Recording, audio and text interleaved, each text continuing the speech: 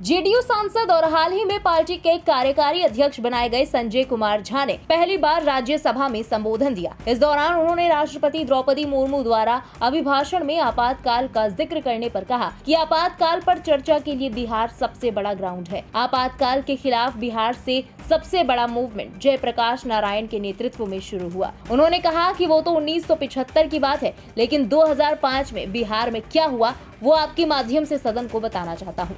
संजय झा ने और क्या कुछ कहा, सुनिए।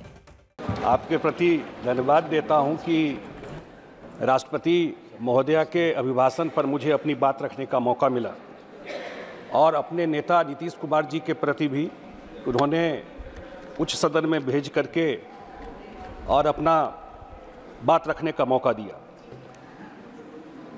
उपसभापति महोदय,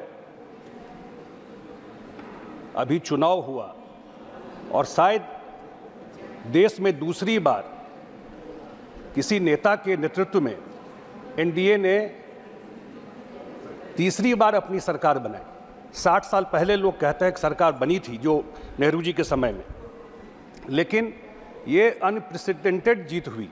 मैं बिहार से आता हूँ और बिहार के जनता को भी धन्यवाद देता हूँ कि 40 में 30 सीट हम लोग वहाँ जीत करके आए हैं।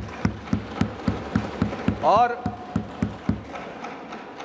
आपके सूचना के लिए बहुत सारे सीटों पर 10% से ज़्यादा महिलाओं ने वोट किया है पुरुषों से बिहार में, बहुत सारे लोकसभा सीटों पर। और उसका वजह यह है कि 15, 17, 18 साल में जो एनडीए सरकार ने काम किया महिलाओं के लिए, उसका प्रभाव अब दिखाई पड़ रहा है ज़मीन पर। एक बात आपके संज्ञान में और लाना चाहता हूँ। 2006 में बिहार में पहली बार पंचायत में 50% महिलाओं को आरक्षण दिया गया। माननीय प्रतिपक्ष के नेता यहाँ बैठे हुए हैं। उससे पहले बिहार में पंचायत में दलित अति पिछड़ों को कोई आरक्षण बिहार में नहीं था। 2006 में जब एनडीए की सरकार आई है तब वहाँ पर दलित और अति पिछड़ों को पंचायत में आरक्षण मिला।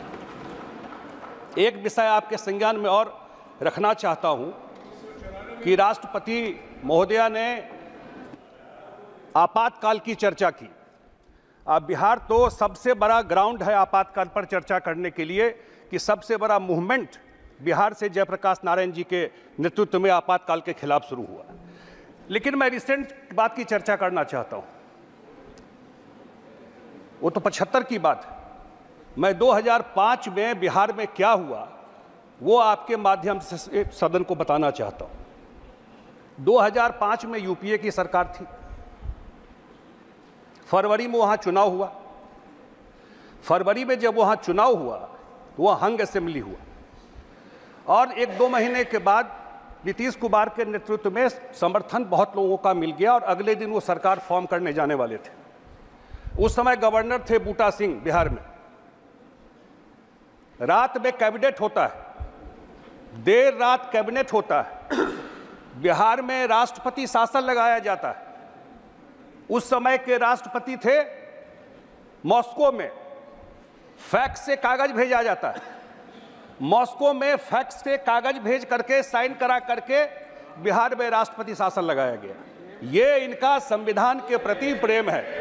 ब्यूरो रिपोर्ट, इंडिया पब्लिक खबर। फिलहाल इस खबर में बस इतना ही। देश और दुनिया की बाकी तमाम बड़ी और लेटेस्ट अपडेट्स के लिए सब्सक्राइब करें इंडिया पब्लिक खबर के यूट्यूब चैनल को और बेल आइकन दबाना बिल्कुल न भूलें।